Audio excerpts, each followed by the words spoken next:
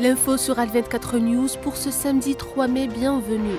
À l'occasion de la fête de la Journée mondiale de la liberté de la presse célébrée le 3 mai de chaque année, le secrétaire général des Nations Unies, Antonio Guterres, a rendu un vibrant hommage aux journalistes tombés sous les balles à travers des guerres et conflits armés. Guterres a aussi rappelé que sans la communication, le monde brisera dans le chaos, tout en appelant les pays à respecter ce métier noble du journalisme.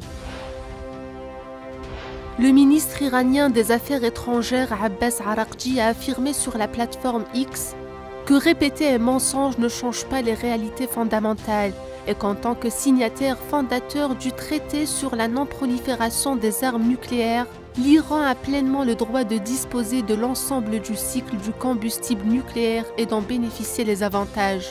Par principe, j'évite de commenter les éléments clés des négociations dans les médias, a-t-il ajouté, poursuivant adopter des positions extrêmes et des discours provocateurs ne fait qu'anéantir les chances de succès.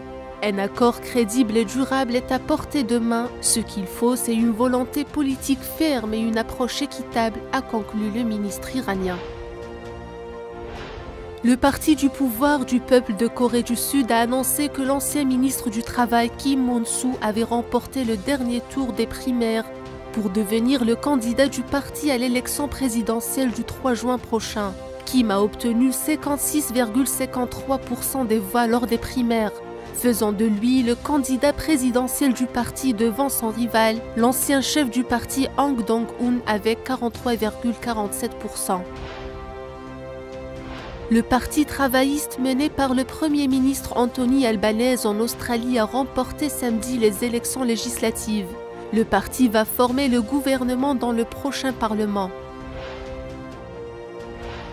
Une voiture a foncé dans la foule vendredi à Stuttgart, dans le sud-ouest de l'Allemagne, faisant un mort et 7 blessés selon la police locale, qui indique qu'il n'existe actuellement aucune preuve d'une attaque ou d'un acte délibéré. Sur la base de nos investigations actuelles, nos collègues sur place pensent qu'il s'agit d'un tragique accident, a déclaré la police sur les réseaux sociaux. C'est la fin de cette édition, merci de nous avoir suivis.